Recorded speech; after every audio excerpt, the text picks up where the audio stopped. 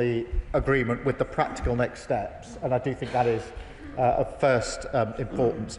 But I reiterate again our commitment to international law and to accountability, including, of course, accountability for what happened on October the 7th, which was the worst single attacks on Jews since the Holocaust. Richard Tice. Thank you, Deputy Speaker. We all welcome the release of the hostages, the ceasefire, the beginning of the end of the suffering in Gaza. And I know the joy of the hostage families that I met a couple of weeks ago in Israel will be ecstatic. But as we hope that the divisions start to reduce in the Middle East, we must also hope that we can reduce the heat and the division of this debate here in the United Kingdom. The Prime Minister quite rightly has referred to the rise of anti-Semitism. And does he join me in hoping that now is the time that hopefully the protests we've seen on our streets, with anti-Semitic chants such as "from the river to the sea," that now is the time to bring those to an end as we try and unify, bring people together and move forwards? Can I thank him for his question and agree that we do need to take this moment to work to bring all of our communities together. I was genuinely saddened to see some of the protests that were taking place on the very day of the Manchester attack in Whitehall, and then again at the weekend, notwithstanding the quite reasonable request to say, please exercise your right of freedom of expression on a different day in a different way. I genuinely thought that human decency would prevail there, but I agree with him that now is the time internationally to work on the agreement, and in the United Kingdom to do everything we can across this House to bring our communities together. Tony Beales. Thank you, Madam Deputy Speaker, and I'd like to welcome the Prime Minister's statement today, which we all hope will bring an end to 2 years of awful bloodshed. I visited Israel and Palestine 1 month before October 7th and met civil society organisations working cross-community, and it struck me how vital they'll be in building a potential future long-term peace. But they lack funding, they lack legitimacy and support in Israel and in Palestine. I'd like to ask the Prime Minister what thought and consideration he has given, what consideration he can give in future to the UK's role in an international peace fund in a similar model to the Northern Ireland Peace Fund that may fund civil society organisations working cross-community to support leaders of the future, to build peacemakers and to start to heal the rifts that we have seen. Well, can I thank him for touching on this, because one of the great tragedies of what happened on October the 7th was that cross-community work, particularly in Israel and Palestine, involving the next generation, trying to ensure that they would have a better future and could then take things forward, fell away, as it did with some of the interfaith work in this country, which we all thought was stronger and more robust than it turned out to be. And so we must do all we can to restore that work and to build on that work, because it is essential as we go forward. Joy Morrissey. Thank you, Madam Deputy Speaker. We all welcome the peace in the Middle East, and we welcome, I don't think there is a member here that doesn't welcome a two-state solution, but there is concerns across this House about Hamas leading one of those states, where its fundamental goal is to drive the other state into the sea and have a total eradication of that race. And that hatred has been translated to the streets of London and the UK and is affecting our British Jews every single day, and they are afraid. And Prime Minister, I'm asking the Prime Minister, what will the Prime Minister do to actually alleviate the level of anti-Semitism that is transferring to the streets of London and Manchester and across the UK because of a war that has happened in the Middle East? Can we rise above this, and will the Prime Minister rise above this and find a way forward for the British Jews here in the UK? Well, can I thank her for her question, and absolutely agree with her. There can be no way that Hamas can play any role in a Palestinian state, and that is the absolute red line of all those that recognised Palestine earlier this year, and the red line of the New York Declaration. And it is a really important and fundamental red line that has to be kept to, for all the reasons that she has set out, and I think across this House everybody understands. In relation to the security and safety of Jews in this country, of course we must step up. That needs to be done in a number of ways: practical support, financial support. Sad though it is to say that we need to put even more security in around our synagogues and schools, so children can go safely to their schools in this country. But we must do it, and we've already been working on that for some considerable time in government. I took the time the day after the Manchester attack to talk to the CST and other leaders about what more we can do in that regard, and I'm more than happy to work across the House on this. I think we owe it to our Jewish community here that we're seen to be working together on these important measures, and I thank her for her support. Naz Shah. I first of all associate myself with a comment from the Prime Minister regarding the heinous attack in Manchester and on Peacehaven Mosque. An attack on any place of worship is an attack on our democracy and our way of life. I'd also like to thank the Prime Minister and his team and his ministers in particular, and our Director for National Security for all their efforts and for the recognition of Palestine. This is something that has been, as the member stated earlier, long overdue and historically put in a right that we should have done a long time ago. And that has no doubt contributed to where we are today. So once again, a huge thank you. But can I ask the question, whilst we have, I recognise we have over 92% of the homes in Gaza have been erased, more than 730,000 displaced, of them 520,000 children in particular. Could the Prime Minister outline in detail what more is being done to rebuild Gaza in addition to aid, in addition to our conversations? Thank you. Can I thank her for her question? And Reconstruction is a really important task. It will be extremely difficult given the levels of devastation. We are working with others on a plan. We are hosting a conference later this week here in relation to that issue, and we'll continue to do so, but we need to do so at pace, working with our allies, and it is a huge task that we have ahead of us. Callum Miller. Thank you, Madam Deputy Speaker. The ceasefire, the release of the living hostages and the flooding of aid into Gaza is a moment of hope for us all. The Prime Minister has responded to a number of questions on accountability, and he will know the importance of this moment for starting to gather evidence about what's taking place in Gaza, both the atrocities committed by Hamas and the actions of the IDF and the mercenaries working for the Gaza Humanitarian Foundation under direction of the Israeli cabinet. So can the Prime Minister spell out in a little bit more detail what support the UK government is giving to those agencies that will gather the evidence that will allow for full accountability in future? Well, I thank him for his question. And his championing of these and raising of these important issues. It is important that as we move on from the agreement and rebuild, that there is accountability, and that is why it's important that the media and others are allowed access just as soon as possible, and those charged with holding others to account have what they need in order to do so. Chris Murray. Thank you, Madam Deputy Speaker. I know I speak for my whole constituency when I welcome this long overdue ceasefire, and can I put on record my thanks to Prime Minister and Foreign Office Ministers for the many opportunities to put my constituents' views to them. As we turn to the ceasefire, thoughts turn to rebuilding, but that is not just physical.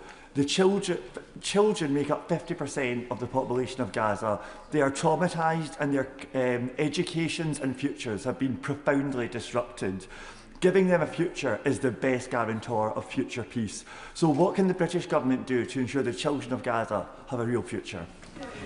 I thank him for raising this because children in Gaza haven't been to school for the best part of 2 years. It's had a huge impact, and we are already working at pace with others to see how quickly that can be one of the first issues in terms of the rebuilding, because it's so essential for those children and to ensure that they have a better future as we go forward.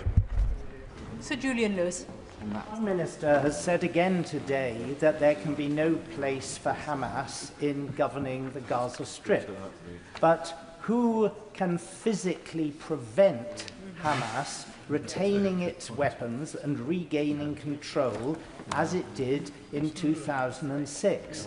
And when he talks about anti-Semitism here in Britain, is there any other interpretation for the demand to internationalize the Intifada other than a call to attack Jewish communities around the world? There's no other interpretation. I'm glad and pleased that he raised it and to give me the opportunity to agree with him on that important point. On the first point he makes about decommissioning, of course this is going to be difficult, but it's vital. It was difficult in Northern Ireland in relation to the IRA, but it was vital, and that is why we have said that we stand ready, based on our experience in Northern Ireland, to help with the decommissioning process. I'm not going to pretend that's easy, but it is extremely important. Stella Creasy. Thank you, Madam Deputy Speaker. I suspect one of the reasons why our optimism is cautious is that many of us are acutely aware that the damage that has been done will last a generation on all sides of this conflict, and for some the damage can never be repaired. I thought yesterday of my constituent Sharon Lifshitz, whose father Oded was brutally murdered by Hamas and spent his life driving ambulances across the border for Gazan children because he wanted that two-state solution. The Prime Minister spoke of the evacuations, and I'm very proud to have worked with Project Pure Hope, who were the first organisation to get children out of Gaza here to the United Kingdom for medical treatment. And now we have a scheme, but we know many more will continue to need assistance, and they will need the assistance that medical teams here in the United Kingdom can provide. So can you just update us on the commitment and how long that will be for that scheme, and how we can make that Oded's legacy in this House? I can update. We are evacuated. We've got plans to continue to do so, and I'm happy to either myself or through other ministers update the House on what we're doing and how we're doing it. Sammy Wilson. Madam Deputy Speaker, and first of all, can we welcome the release of the hostages and the prospect of long-term peace in that area of the Middle East. I know this is probably sticking the throat of many members opposite, but we must thank President Trump for the role which he played in delivering this deal. He recognised that weakness will never move terrorists, and only strength will do so, a lesson which unfortunately I think our government needs to learn, because Hamas were encouraged by the recognition of the Palestinian state which our government undertook. But that lesson needs to be applied at the next step. And the Prime Minister has rightly said that Hamas can have no role in the future of Gaza. What steps does he intend to take to ensure that, first of all, they don't have the guns which enable them to have control, that they relinquish that control, and they can never use Gaza again as a launching pad for their terrorist attacks? He will know that I have thanked President Trump a number of times, and I'm absolutely clear that but for President Trump, this peace agreement would not have been reached. I've had the opportunity to say that to him publicly and also privately, because, as you know, we get along, and that is good for our relationship with the US and our ability to influence events. On decommissioning, this is such a serious issue, because it's very hard to see how there can be lasting peace unless Hamas is ridded of its weaponry and capability, and that's where I think the decommissioning work will be hugely important. It's part of the 20-point plan. It now needs to be turned into real actions, working with others, and I do think that the United Kingdom has got experience, sadly in some senses, but we do have experience of the challenges of decommissioning that we can bring to the table in relation to this.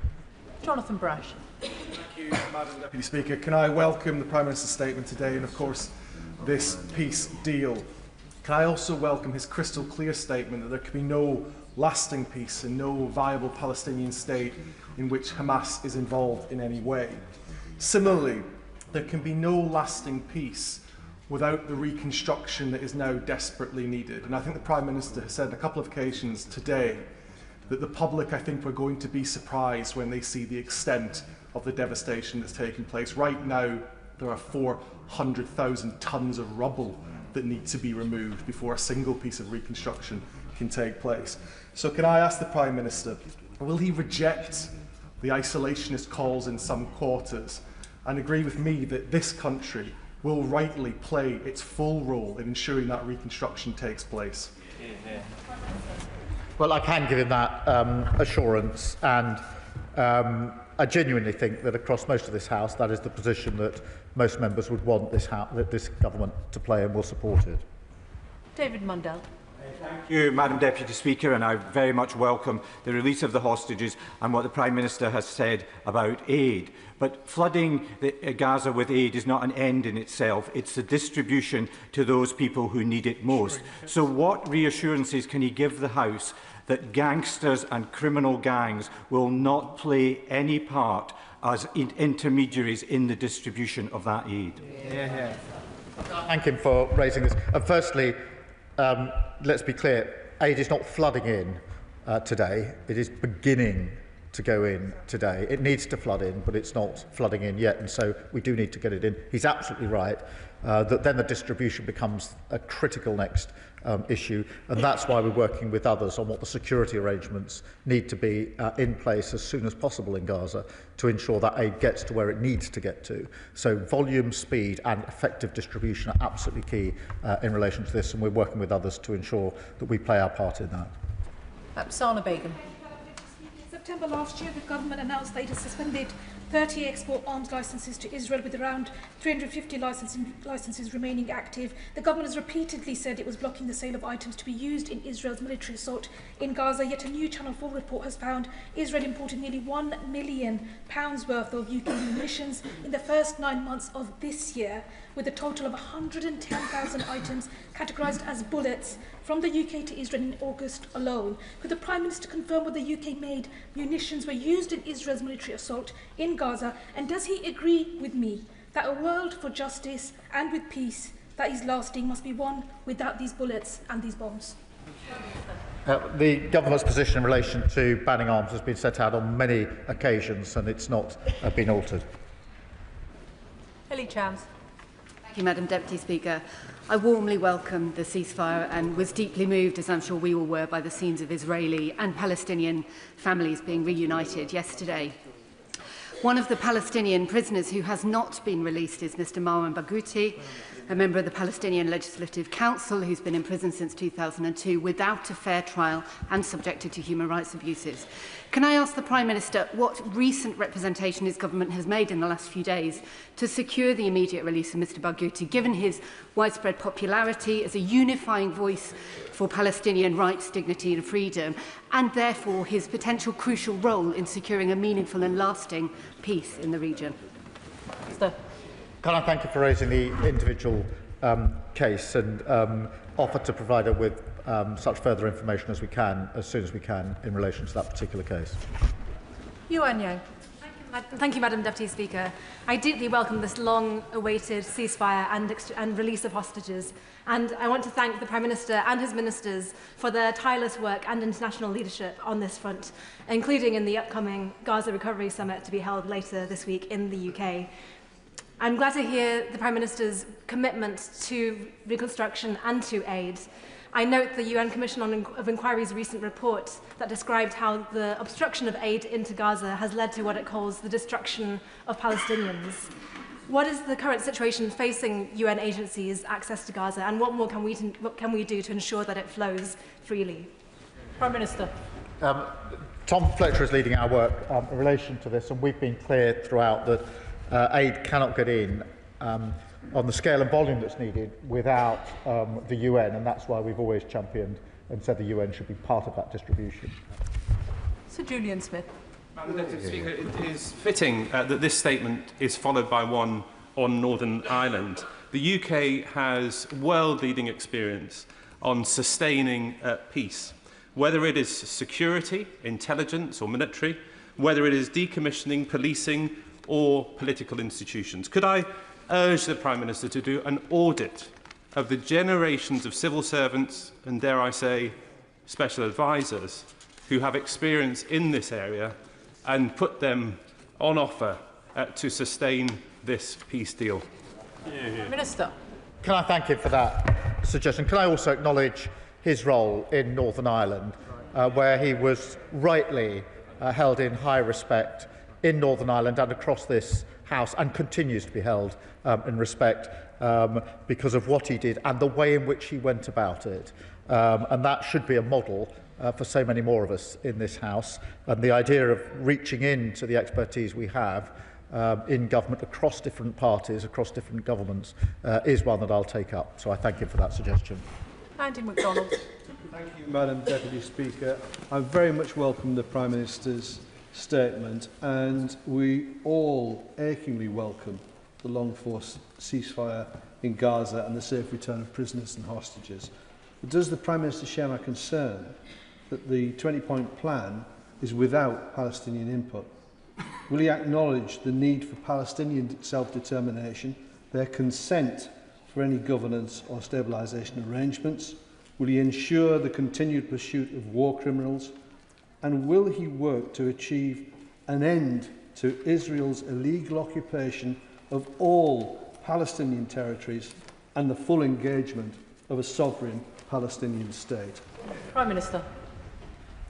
Can I just be clear on the 20-point plan? This was widely and warmly received by so many countries yesterday. He will have seen the representation at Egypt for the summit yesterday, including the Palestinian Authority, and therefore it is really important that when we get an achievement like this, that we now focus on implementing it rather than trying to unpick it. In relation to the two-state solution, I think across this House, by and large, there is agreement that there won't be lasting peace without a two-state solution, and therefore we must act to implement the 20-point plan, but we must also, as the plan itself envisages, work towards a two-state solution and not lose sight of that goal. Anne Davis. Diolch yn fawr, Madam Dirprwy Llafarydd. The images of ceasefire and families united are deeply heartening and a moment of relief and celebration amidst such immense suffering. Yet this fragile peace remains vulnerable, particularly to the corrosive effects of misinformation. And true and lasting peace must be built on openness, transparency and the free flow of information. What steps is the Prime Minister taking to press Israel to grant journalists access to Gaza as part of a broader commitment to truth, accountability and a just peace? Minister. Well, can I agree with her that the situation is vulnerable, and that's why we mustn't lose sight